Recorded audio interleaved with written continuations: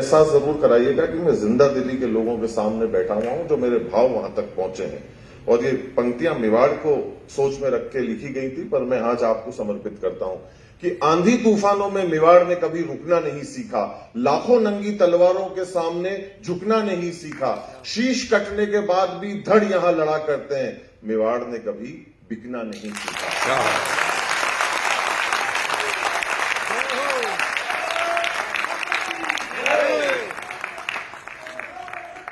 उसी प्रकार से वीर कुंवर सिंह जी ने भी अगर चाहते तो समझौता कर लेते, क्या होता? अन्य लोगों ने करा ही, आप भी कर लेते, पर नहीं। क्यों? क्योंकि स्वाभिमान इतना सस्ता नहीं था जिसको खूंटे पे टांग दिया जाए और सामने वाले से हाथ मिला लिया जाए। ये हमारे को 1857 के अंदर 80 साल की उम्र के अंदर भी, तब मैं कहता हूं कि उम्र केवल एक संख्या होती है। ये हम लोगों को जो है वो समझने की जरूरत है।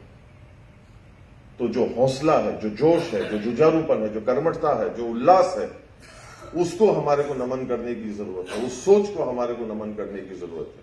और कितनी प्रेरणा उन्होंने उस समय पे भरी होगी लोगों के अंदर, जिससे कि अंग्रेजों को भी कई चीजों को सोचने के लिए वो मजबूर हुए होंगे। ये चीज हम लोगों को समझनी है। कितनी सारी, जब मैं यहां सफर में आ रहा था तब मैं पढ़ भी रहा था, मैं विचार भी कर रहा था कि मेवाड़ में और बाबू वीर कुंवर सिंह जी की सोच में कितनी समानताएं थी कि जब हमें किसी भी प्रकार से कोई समझौता नहीं करना है तो हम हमारे फैसले के ऊपर पूरी तरीके से अटल हैं और कायम हैं। हम उससे पीछे नहीं हटेंगे, हम उससे समझौता नहीं करेंगे, ये तय कर रखा था। ये एक पहचान जो है विपरीत परिस्थितियों के अंदर इस चीज को साबित करती है, क्योंकि इंसान के अंदर का या भीतर का जो स्वभाव होता है, जो स्वाभिमान होता है, ऐसी परिस्थितियों में, ऐसी चुनौतियों के अंदर जो है वो सामने आता है। इंसान को कभी भी किसी भी चीज को छोटा नहीं समझना चाहिए। इंसान किसी भी चीज को छोटा सिर्फ दो कारणों की वजह से समझता है, या तो वो उसे बहुत दूर से देख रहा हो, या वो उसे बहुत गुरूर से देख रहा हो। क्या बात है। तो अगर जब हम किसी चीज को छोटा समझने लग जाए तो या तो ये साबित तय करवा लो कि या तो हम उस लक्ष्य से बहुत दूर हैं, या हमारे अंदर कहीं ना कहीं कोई ना कोई प्रकार से गुरूर अंदर प्रवेश कर चुका है। अगर हम इन दो चीजों को हटाएंगे तो हम कहीं ना कहीं आगे बढ़ेंगे। ये देखिए, मेवाड़ की, बाबू वीर कुंवर सिंह जी की आप और हम मिलकर तारीफ करें ना तो ये स्वाभाविक है। क्यों? क्योंकि हम इस नाम, निशान और नमक के लिए जीते हैं। पर अगर यही बात अगर दुश्मन कहे तो तब थोड़ा सा स्वाद और सोच थोड़ा बदल जाता है। राहत साहब का एक बहुत ही खूबसूरत शेर है इस बात के ऊपर, जो कहते हैं, मुझे केवल खंजर नहीं, मुझे आंखों में पानी चाहिए।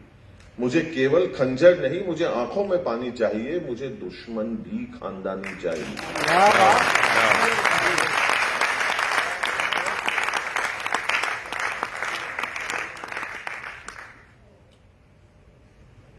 तो जब इस प्रकार की परिस्थितियां आती है, जो मैं कहना चाह रहा था कि जब दुश्मन भी अगर इस बात को कहता है जिसका हमारे से कोई वास्ता नहीं, क्योंकि सिखाने वाला असली गुरु जो है वो दुश्मन होता है। दोस्त के साथ हम कई बार लापरवाहियां कर जाते हैं, उनको जो है वो हम लोग लेके चलते हैं कि हाँ भाई ये कहां जाएंगे, अपने ही तो हैं।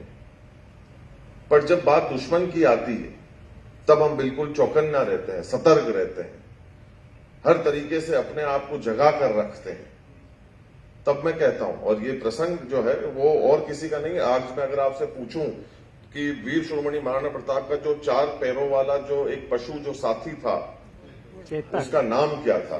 चेतक। तो हम लोग सब एक आवाज में कहते हैं चेतक। अब मैं ये पूछना चाहता हूं, किसी एक अन्य शासक का नाम बताओ और उसके साथी का नाम बताओ। ये नहीं पता किसी का।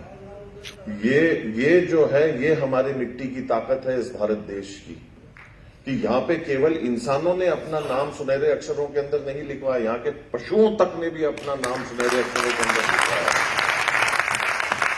पुरखों की आन निभाना ही मेवाड़ भूमि की पूंजी है। पुरखों की आन निभाना ही मेवाड़ भूमि की पूंजी है। ये वो धरती है जहाँ चेतक की टापे गूंजी है। क्या बात।